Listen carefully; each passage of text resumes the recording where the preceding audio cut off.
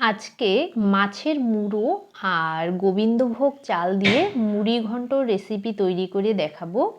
এখানে একটি কাতলা মাছের মুড়ো নিয়েছি। মুড়োটাকে বেশ ভালো করে জল দিয়ে ধুয়ে পরিষ্কার করে নিয়েছি। এবার মুড়োর মধ্যে লবণ আর হলুদ মেখে নেব। মুড়োটা কিন্তু বেশ বড় ছিল, 600 গ্রাম ওজনের। এটাকে কিন্তু দোকান থেকেই এভাবে ছোট ছোট টুকরো করে কেটে আনা হয়েছে। এখানে আমি কাতলা মাছের মুড়ো ব্যবহার করছি, আপনারা যে কোনো বড় মাছের মুড়োই কিন্তু ব্যবহার করতে পারেন। লবণ আর হলুদ দিয়ে বেশ ভালো করে মুড়োর মধ্যে মেখে নিচ্ছি। এবার কড়াইতে তেল দিয়ে দিয়েছি, তেল গরম হয়ে যাওয়ার পর এবার মুড়োগুলোকে দিয়ে ভেজে নিতে হবে। একটু ভালো করে মাছের মুড়োগুলোকে ভেজে নিতে হবে।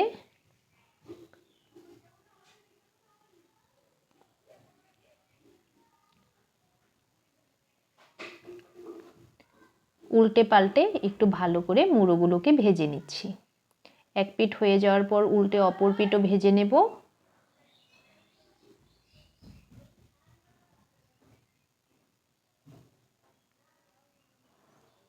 মুড়োগুলো ভাজা হয়ে গেছে, এবার এগুলোকে নামিয়ে নেব। মুড়োগুলো কিন্তু ছোট টুকরো করে আনার ফলে দেখুন ভাজতেও সুবিধে হলো আর পরে ভাঙতে হবে না। এবার কড়াইতে দিয়ে দিচ্ছি একটি তেজপাতা, একটি শুকনো লঙ্কা আর গোটা গরম মশলা, দারচিনি, এলাচ, লবঙ্গ। এবার ফোড়নটাকে একটু ভেজে নেব। ফোড়ন ভাজা হয়ে যাওয়ার পর দুটো মিডিয়াম সাইজের পেঁয়াজকে এমন কুচিয়ে নিয়েছি, পেঁয়াজ কুচিকে ভেজে নেব। পেঁয়াজটাকে হালকা একটু লাল লাল করে ভেজে নিতে হবে। পেঁয়াজটাকে হালকা লাল লাল করে ভেজে নিয়েছি। এবার ছোট কাপ মেপে 2 কাপ পরিমাণ গোবিন্দভোগ চাল দিয়ে দিলাম। চালটাকেও একটু ভেজে নিতে হবে। একটু 2 মিনিট সময় নিয়ে চালটাকে ভেজে নিয়েছি। দেখুন চাল ভাজার ফলে চালের কালারটা কিন্তু পরিবর্তন হয়ে গেছে। এবার এখানে দিয়ে দিলাম আদা, জিরে আর কাঁচা লঙ্কা বাটা। এগুলোকে দিয়েও 1 মিনিট একটু ভেজে নেব। চালের সঙ্গে এগুলোকে একটু ভেজে নেওয়ার পর এবার জল দিয়ে দেব। বেশ কিছুটা পরিমাণে জল দিয়ে দিতে হবে, কারণ চালটাও তো সেদ্ধ হতে হবে। জল দিয়ে সবগুলোকে বেশ ভালো করে মিশিয়ে দিচ্ছি।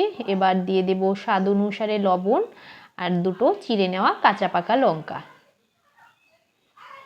আবারও সব কিছুকে বেশ ভালো করে মিশিয়ে দিয়ে ফুটিয়ে নেব। হলুদটা আমি ফোটার পর ব্যবহার করব। চালটা কিন্তু বেশ ভালোভাবে দেখুন ফুটে উঠেছে। এবার এর মধ্যে দিয়ে দিব হলুদ গুঁড়ো আর ভেজে রাখা মুড়োগুলোকে। মুড়োটাকে দিয়েও আরও কিছুক্ষণ একটু জাল করে নিতে হবে।